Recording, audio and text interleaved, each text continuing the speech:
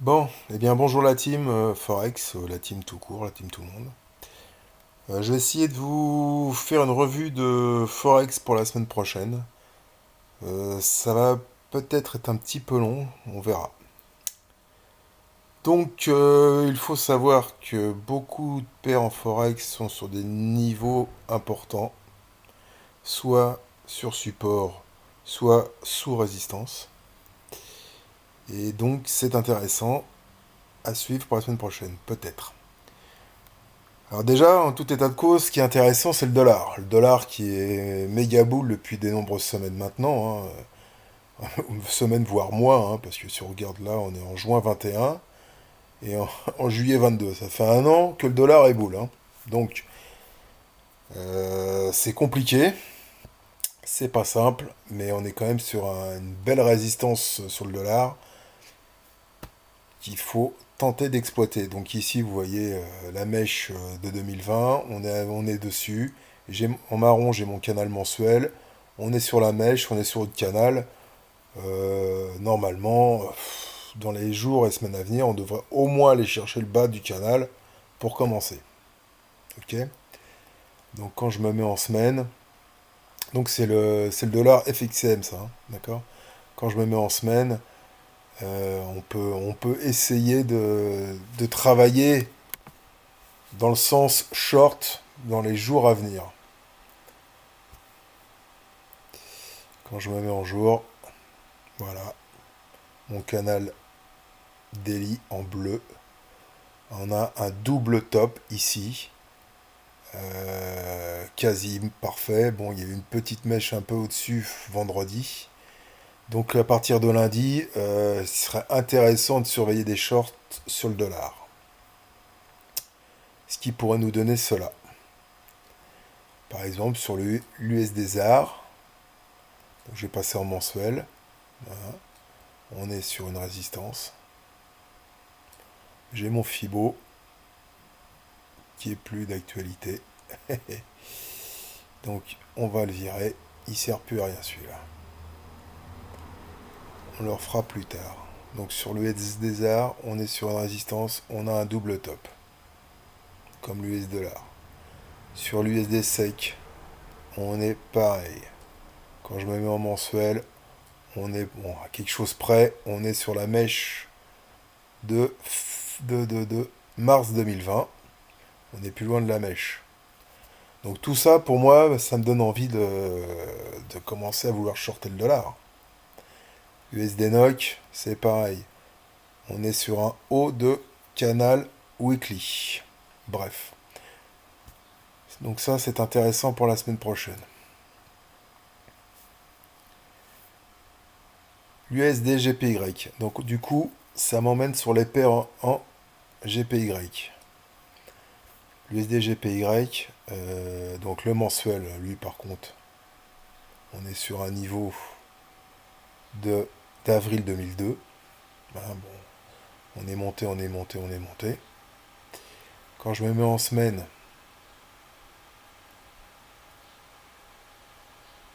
eh ben on va le faire avec vous. Je vais me faire mon petit canal weekly. Hop, tac. Et voilà. Je mets en orange. Orange, c'est semaine weekly pour moi.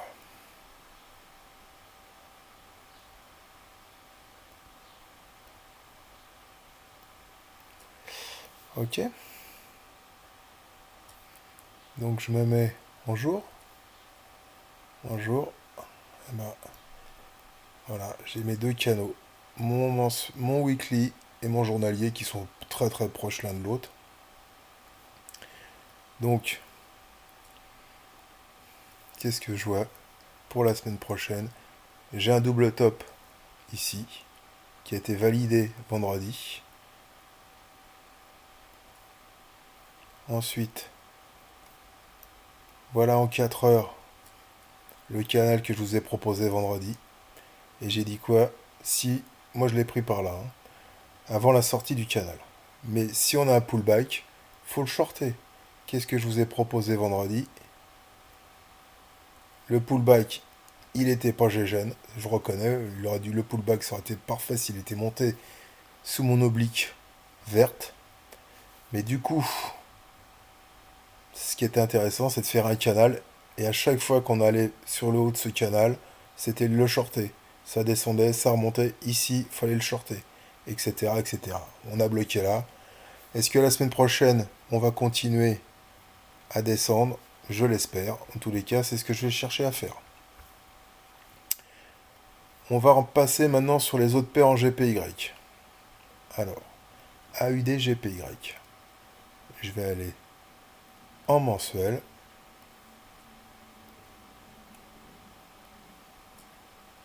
Qu'est-ce qu'on a? En mensuel, le mois dernier, on a fait la mèche. Pour le moment, début de mois, on est comme début juillet. Mais on commence à avoir une jolie rouge.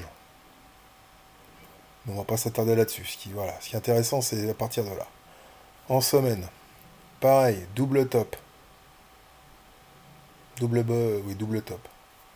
D'accord? Un peu décalé, mais intéressant.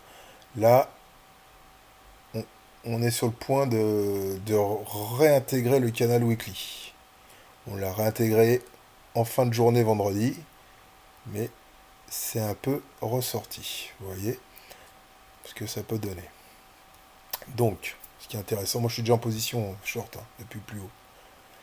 Mais ce qui est intéressant de voir sur la UDGPY, c'est ça. Mon canal daily, on l'a cassé vendredi. Donc pour la semaine prochaine, ce qui serait intéressant, c'est de voir si on a un pullback dessus, sur ce canal daily, pour ensuite le shorter. Donc on se met en 4 heures, déjà. On attend de voir ce qui se passe en 4 heures si on vient rechercher ce canal. Et si on a un signal en 1 heure, par exemple, vous voyez, ce qui sera intéressant, si on a un signal en 1 heure, on lui short la tronche. Ok. En parallèle de ça, je m'en mets en mensuel. Zut. Je passe sur la DUSD. La UDUSD. Qu'est-ce qu'on voit? On est sur un support mensuel en marron. On pourrait même voir ici, bon c'est pas propre, mais on pourrait voir ici une ETI en mensuel. Épaule, tête, et là on est en train de faire la deuxième épaule mensuelle. Je sais pas. Si, mais bon, évidemment, si ça se fait, ça va prendre des mois. Ça va pas se faire en 2 temps, 3 mouvements. Ok? C'est pas une épaule, tête, épaule inversée les plus belles, mais ça peut donner une orientation. Donc je passe en semaine, du coup. Qu'est-ce que je vois? Je suis sur mon bas de canal weekly. Sur un support mensuel. Avec une potentielle épaule à terminer. Bon, bah à partir de là, si l'USD se met à dérailler, je pense qu'il serait bon de payer l'AUD USD la semaine prochaine s'il y a des signaux. Vous voyez, en daily, on a un double bottom décalé. Tout ça me dit ça peut être intéressant à payer la semaine prochaine. Donc vendredi, on a clôturé là. Je pense qu'on peut éventuellement payer la semaine prochaine à la cassure de la MM7 pour au moins aller chercher le haut de ce canal daily, ce qui ferait à peu près déjà 250 points. Et puis après, voir plus si on casse le canal. Ensuite, CHF GPY, on va déjà remettre en mensuel. Bon, alors en mensuel, c'est pareil.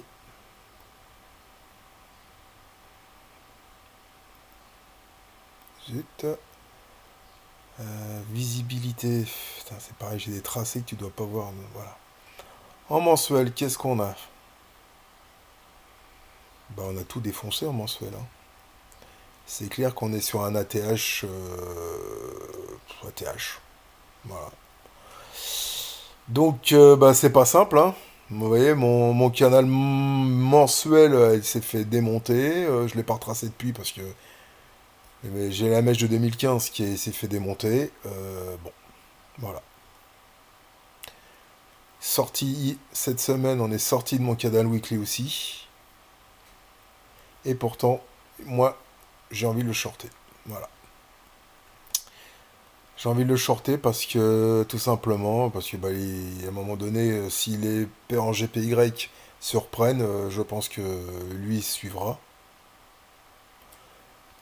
Donc j'ai commencé à le shorter la semaine dernière. Maintenant, on va voir ce qui va se passer sur le haut du canal cassé en weekly. Soit on a un rebond et on repart, soit on le réintègre, et si on le réintègre, on pourra viser le bas du canal weekly. Mais en tout état de cause, voilà, le 4 heures, ça va pas être simple ici. Vous voyez, vendredi, on a commencé à avoir un léger rebond. Maintenant, ce qu'on peut essayer de voir, c'est ça, également, en attendant. C'est se refaire un petit canal comme ça. Hop, tac, en 4 heures, donc c'est du vert. C'est du vert, c'est du vert, c'est du vert, hop. Et donc voir ce qui va se passer dans ce canal. Soit on revient ici pour redescendre à nouveau, soit on le casse, et sur pullback, on pourra le payer. L'euro NZD. L'euro NZD. Alors là, je vais vous montrer quelque chose. On va passer en mensuel, là.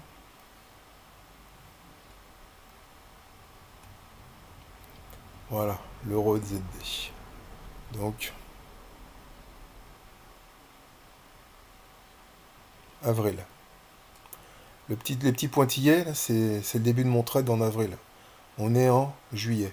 C'est-à-dire avril, mai, juin. C'est-à-dire que c'est un trade que ça fait plus de 2 mois que je l'ai. Donc, je l'avais pris, donc je vais vous montrer après, mais je l'ai pris sur ce mois-là. Donc sur un bas et sur un support mensuel.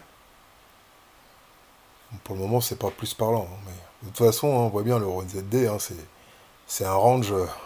C'est un range de. Voilà. C'est un range qui dure depuis 2019. Donc bon. Donc en semaine, ce que je vous ai expliqué depuis de nombreuses semaines justement, c'est que donc je l'ai pris sur les pointillés, sur le bas. Vous voyez l'importance du chartisme, c'est ça. Un support mensuel, un bas d'oblique baissier weekly, un double bottom. J'attends le signal. Alors évidemment, je le prends pas en mensuel, je le prends pas en weekly. Ça me donne des orientations. Ça me dit là, il va falloir payer, là, il va falloir vendre. Là, en l'occurrence, il fallait payer. Donc je me mets en jour. Ah, attendez. Je me mets en jour. Et qu'est-ce qu'on a eu en jour? Voilà. Ici, on a eu la validation. La cassure de la MM7 Daily. Et je suis dedans, donc depuis. Bon, là maintenant ça a bougé, mais à l'époque, la MM7 était pas comme ça. De toute façon, moi je suis dessus depuis le 6 avril 2022. Donc, bas de canal. On a été faire pile poil vendredi le haut de mon canal ici, vous voyez. J'aurais même pu, si j'ai pris un TP, hein. Mais il me reste plus qu'un TP pour aller. En fait, j'ai gardé un TP pour essayer d'aller voir si on casse pour aller choper ça. Donc, ce qui fait quand même, tout de même, encore 350 points si on y va. Bon, j'y crois moyen, je vous le dis honnêtement. J'y crois moyen. Mais vendredi, quand j'ai pris mon TP, j'aurais dû surtout touchette le shorter. Et ça aurait payé, hein. Je l'ai pas fait, mais vous voyez, vendredi, sur la touchette, en 4 heures, vous voyez, c'est bon, en 4 heures, sur la touchette, ici, on faisait directement 200 points. Donc, qu'est-ce qui va se passer la semaine prochaine sur l'Euro NZD? Soit, effectivement, on casse mon canal, là, daily. On le casse, pullback, et on le short, pour retourner une nouvelle fois en bas, comme ça. Soit, lundi ou mardi, j'en sais rien, ça remonte, ça casse ici, et à ce moment-là, pullback, et on pourra payer pour aller chercher le haut ici. Donc, deux possibilités. Alors, je sais bien, hein, c'est deux possibilités. Soit on vend, soit on achète, je suis d'accord. Mais vous voyez, on est sur des niveaux à surveiller, quoi. C'est ça qui est intéressant. C'est que si on le short là, sur le pullback, on mettra un stop très court. Et pareil, si on casse là, pullback, on mettra un stop très court. L'euro GPY.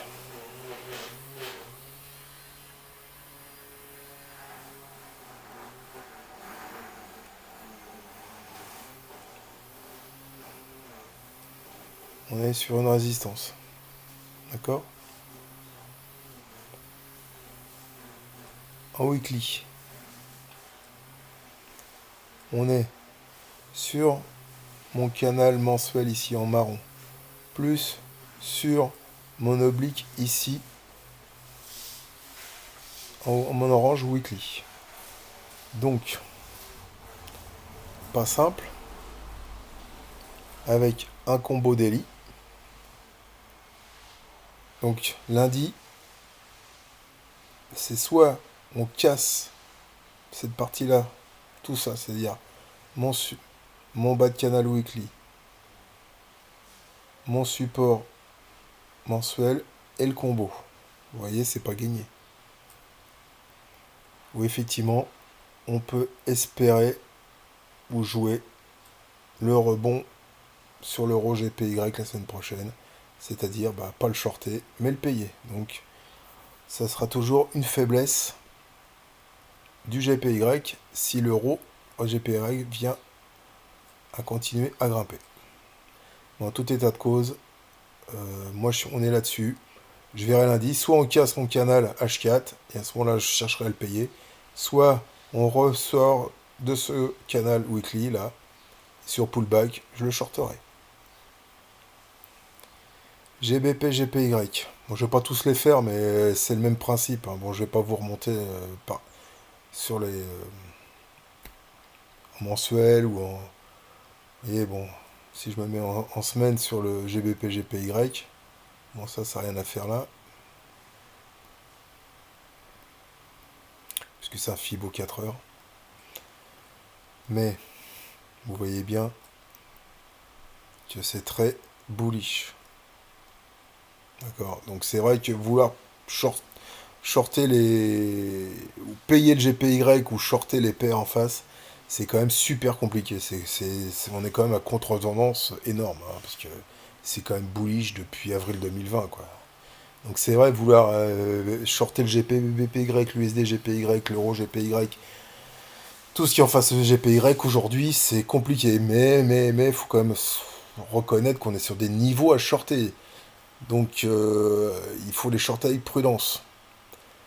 Hein, vous voyez bien ce qui s'est passé là-dessus. Voilà, on a un triple top là. Là c'est descendu, c'est remonté. Là c'est descendu, c'est remonté. Là c'est descendu. Bon pas de canal weekly. Pouf, comme par hasard, pim, au moment où on le touche, ça remonte. Hein, vendredi, on a été le chercher. Comme on le voit là. On l'a un peu dépassé, mais dans la foulée, on a commencé à grimper. Donc à suivre la semaine prochaine pour le payer. Et si on casse ça, sur pullback, on le shortera. Mais il va falloir être prudent. Même si on est sur des niveaux super intéressants pour le shorter. GBP USD, c'est pareil. Le GBP USD, on est sur un niveau à payer. Ça là-dessus, c'est quand je me mets en mensuel. Voilà, on est là. Hein. GBP USD, on est là, on a eu ici on est remonté, ici on est remonté, on est redescendu, on a fait une mèche, mais on a clôturé ici. Ici on est remonté, donc on est là aujourd'hui. Bon, le GBP USD, quand je vois ça, je me dis, faut chercher à le payer. Mais voilà, pas évident, parce que ça démarre pas, parce que l'USD est encore très très fort.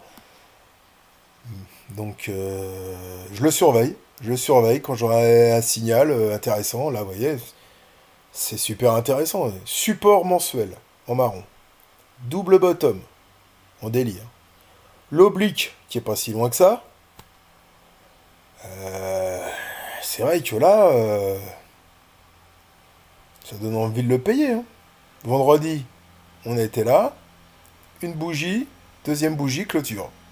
Donc, la semaine prochaine, on peut surveiller ça. Comme ça, hop, hop. Voilà. On peut attendre la sortie du canal H4. Sortie du canal, un petit pullback. On regarde, on se mettra en 1 heure. Si on a une validation 1 heure, on le paye. Ok? Ensuite, NZ, ouais, il y a eu NZD aussi. NZD CAD, on s'est pris notre SL la semaine dernière, vous voyez, il y a encore les TP de marqués là. Mais par contre, pareil, le NZD CAD, il était super. Hein, il est toujours super. Et la Wolf, elle est encore valable. D'accord. En marron, je vous rappelle qu'en marron, hein, si je me mets en moi, voilà. Support mensuel. NZD CAD. Bon, ok. À partir de là, je me dis, bon, on va surveiller. Hein. En weekly, pareil. La mèche ici, on est reparti. Donc ici, on a essayé là. On a essayé de le payer. Enfin, pas là. On a essayé de le payer c'est avant-hier. Bon, c'est pas parti. On a pris un SL dans la nuit. Je sais pas pourquoi. Hein, on a pris un autre SL. Bon, ça fait partie du jeu. Hein. Mais bon, là, qu'est-ce qui va se passer là pour le moment? Bah, je vais le surveiller. Alors, soit effectivement, on a une clause, vous voyez, en daily, on a une clause sous mon canal. Logiquement, on devrait chercher des shorts. Vous voyez? Si on va par là, regardez là. On a cassé en 4 heures. Pullback. Et le pullback parfait. Hein.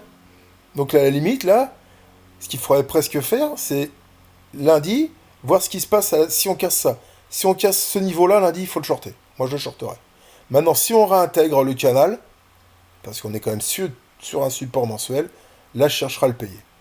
Mais si vendredi, si lundi ou mardi, je sais pas, on fait ça comme ça, et qu'on casse ça, à partir de là, moi, je le short. D'accord. À la sortie de ce... Si on casse les plus bas de ça, ça fera un pullback parfait, je le short. NZD CAD. Alors que j'ai essayé de le payer la semaine dernière. Et comme quoi, hein. NZD USD. Pareil. Voyez, regardez. NZD USD. Double top décalé. Je vais me mettre en semaine, mais... ouais, regardez où on est. On est sur le bas de weekly. Bas canal weekly. Ici, boum, c'est reparti. On revient dessus. On est en double top décalé. Double bottom décalé, excusez-moi. Voilà, en journalier. On est là. Une fois, deux fois, trois fois.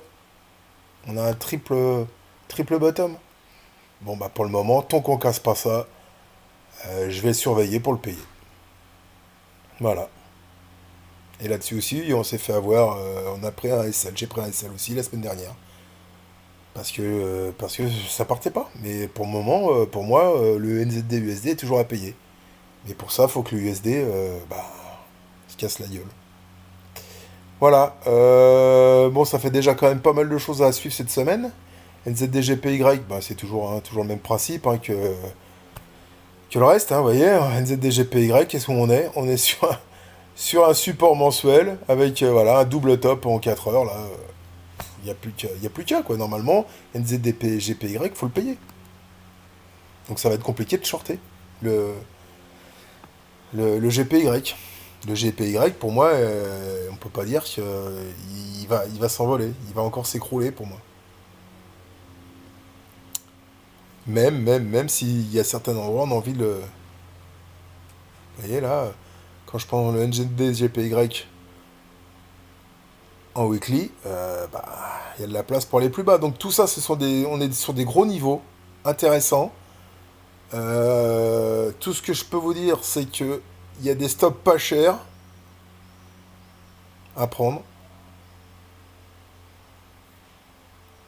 Hein, par exemple, là, en 4 heures, bon, si ça se confirme vendredi, lundi, je veux dire, bon, ben, on a un stop. Si on prend si si on rentre ici à l'achat, on a un stop de 130 points. Ah bon, moi pour du swing, 130 points, je trouve pas ça énorme. Hein.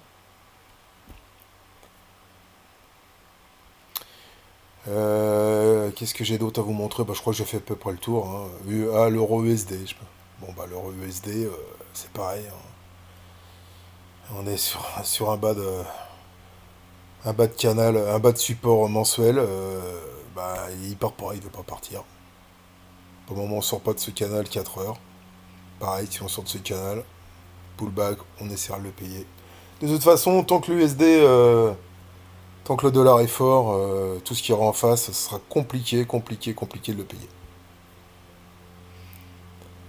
Voilà, voilà. Et puis, quoi d'autre? Le gaz, le pétrole, bon, bah, ouais, le gaz, bah, effectivement, il y a Olivier qui a fait un super short, hein. Je l'avais shorté une fois parce que moi, le gaz et le pétrole, je fais que le shorter, je le payerai jamais. Mais effectivement, il y avait, je l'avais shorté par là-haut. Je me suis fait ressortir à BE. J'ai jamais repris depuis. Bon, bah, j'ai eu tort. Mais bon, c'est comme ça, c'est pas grave. Les commodities, de toute façon, moi, j'ai du mal à trader ce genre de produits. Et puis donc, pour le gold, bah, le gold, c'est pareil, c'est compliqué. C'est compliqué, de toute façon, tout est compliqué. Le gold en mensuel, rapidement, qu'est-ce que j'ai, moi? Bah, j'ai cet ancien canal mensuel qui a été cassé, on est redescendu du dessus, on l'a réintégré plus ou moins. Y a rien de bien intéressant, on est au-dessus, on est au-dessus, on sait pas trop s'il est mâle ou femelle, le gold. Quand je me mets en weekly, voilà, on en est. On est sur mon canal weekly en orange là. Bah voilà, lui, le Fibo, je peux le virer. On est retombé, on a un pareil, voilà. Un double bottom weekly là, intéressant. Donc j'aurais tendance à dire le chercher à le payer pour la semaine prochaine. Mais encore une fois, tout dépendra de ce que le dollar fait. Voilà.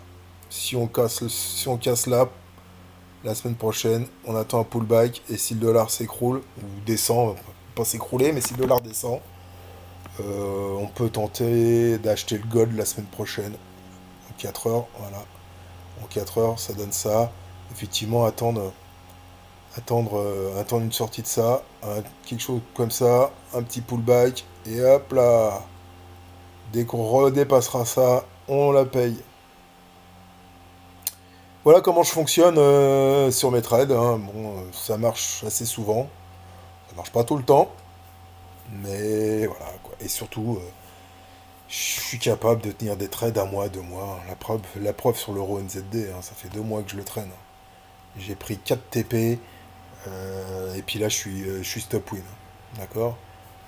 Mon stop win sert à payer mes releveurs, parce qu'effectivement, quand vous avez des trades très très très longs comme ça, vous avez souvent des releveurs. Alors, c'est rarement dans votre sens, malheureusement, ça arrive, mais là, le RunZD, le releveur est pas dans mon sens, donc mon stop win me permet de payer mon releveur, en étant quand même un peu gagnant si le prix venait à se casser la figure. Non, voilà, hein.